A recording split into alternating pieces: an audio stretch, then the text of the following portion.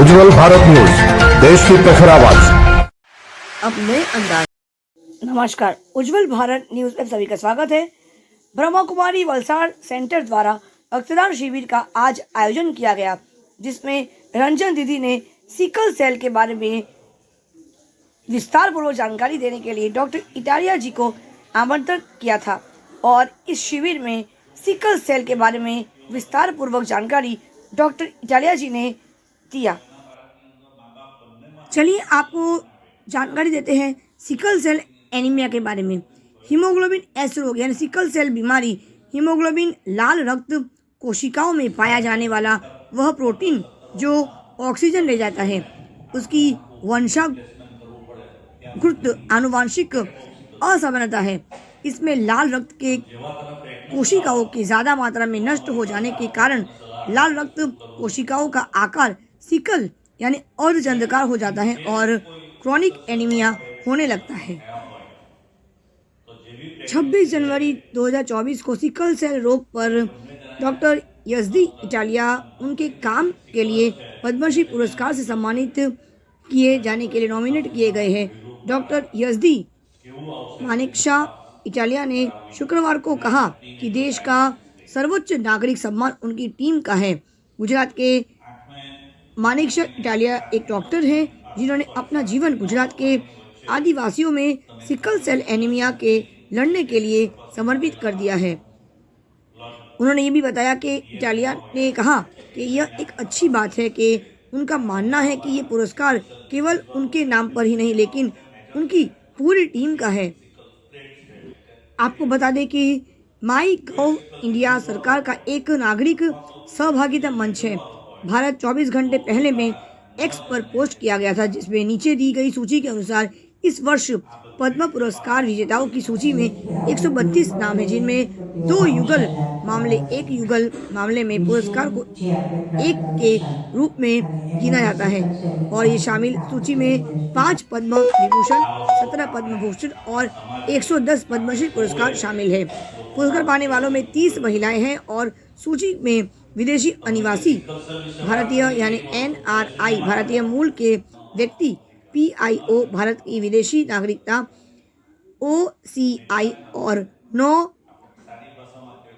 मरणोपरांत पुरस्कार विजेताओं की श्रेणियों के 8 व्यक्ति भी शामिल हैं।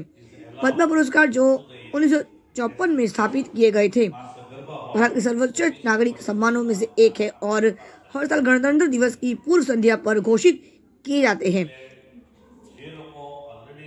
डॉक्टर वाई इटालिया जी को भी सिकल सेल रोग पर उनके काम के लिए पद्मश्री पुरस्कार से सम्मानित किया जाएगा। आज ब्रह्मा कुमारी तीर्थल रोड वलसाड़ सेंटर में हुए एक रक्तदान शिविर के दरमियान डॉक्टर इटालिया जी ने सिकल सेल एनीमिया के बारे में बेहतरीन और महत्वपूर्ण जानकारी सभी को दी। આપણીને તો ડાયગ્નોસિસ પણ ફક્ત આદિવાસી માટે નહીં, દરેકે દરેક સમાજે કરવું છે। આપણું સૌભાગ્ય છે કે એમનો અમૂલ્ય સમય કાઢીને ખાસ આપણી વચ્ચે ઉપસ્થિત રહ્યા, ખૂબ જ બીજી કારોબાર છતાં પણ આપણી વચ્ચે રહીને કે એ રત્ન આપણા વલસાડમાં છે।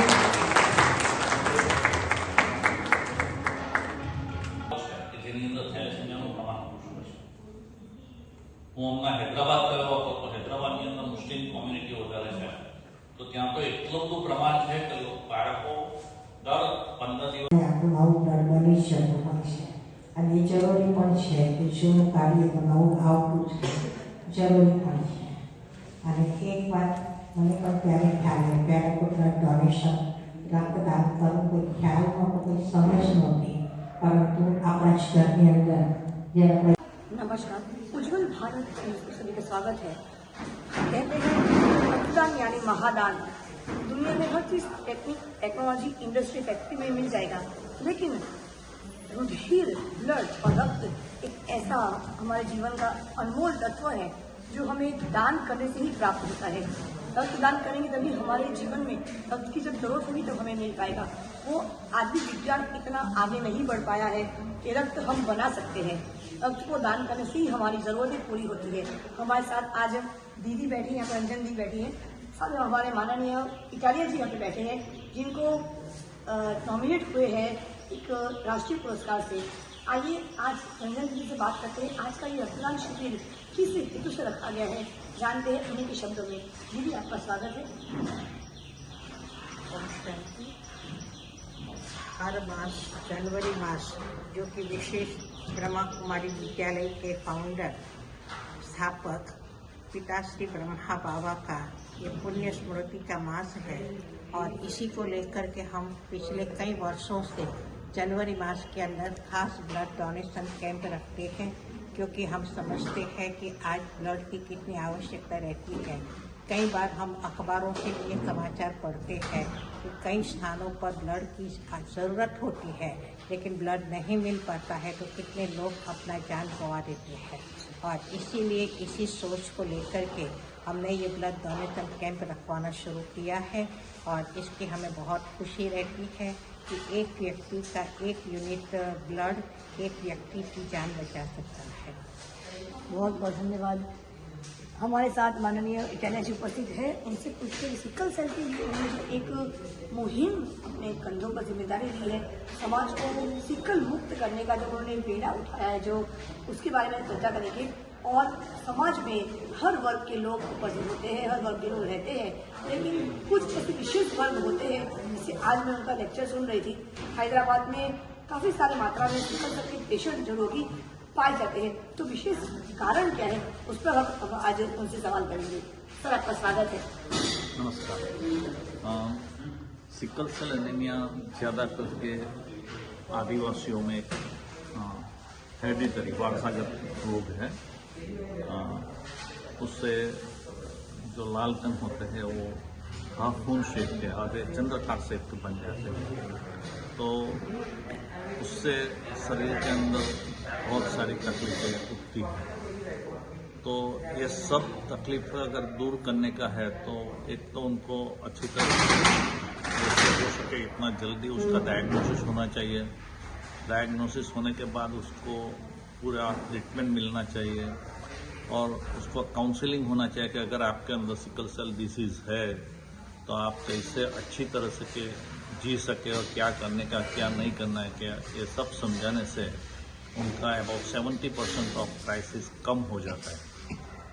इतना करने के बाद ये तो हमारी पेशेंट को केयर लेने की बात हुई, लेकिन हमें उसके रोकथाम के लिए भी काम करना चाहिए कि ऐसा हमारे वहाँ ज़्यादातर लोग का जन्म न हो कि जो जन्म के साथ दुखी रूप में बाहर आए और पूरा जीवन दुख में बिताए।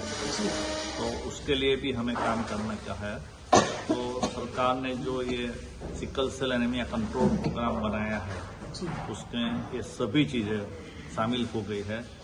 हम ये आदिवासियों का रोग ज़्यादा है, तो आदिवासी तो सब रिमोट एरिया में रहते हैं, तो रूरल एरिया में रहते हैं। तो हमारी सरकार ने ऐसा अरेंजमेंट किया है कि गांव के अंदर भी सिकल सेल के बारे में कोई भी PHC, CHC या वेलनेस सेंटर में आप जाइए तो वहाँ सिकल सेल की तपास होती है। अगर पॉजिटिव है तो उसको पूरा ट्रीटमेंट मिलता है। अगर कोई सगर्भा बहन जो सिकल सेल पॉजिटिव है या थैलेसेमिया पॉजिटिव है तो उसके हस्बैंड का भी स्क्रीनिंग करके प्रीनेटल डायग्नोसिस की भी सगवड़ की है। हमारे प्रधानमंत्री जी ऐसा बोल रहे हैं कि लेटेस्ट टेक्नोलॉजी यूज़ करके ये रोग को किसी भी तरह से कंट्रोल करो। तो हमें उसमें प्रयत्न करने का है। सरकार सब कुछ कर रही है, पर जिसके लिए कर रही है वो समाज को आगे आके उसका उपयोग करना चाहिए, आगे आके उसको अपना देना चाहिए।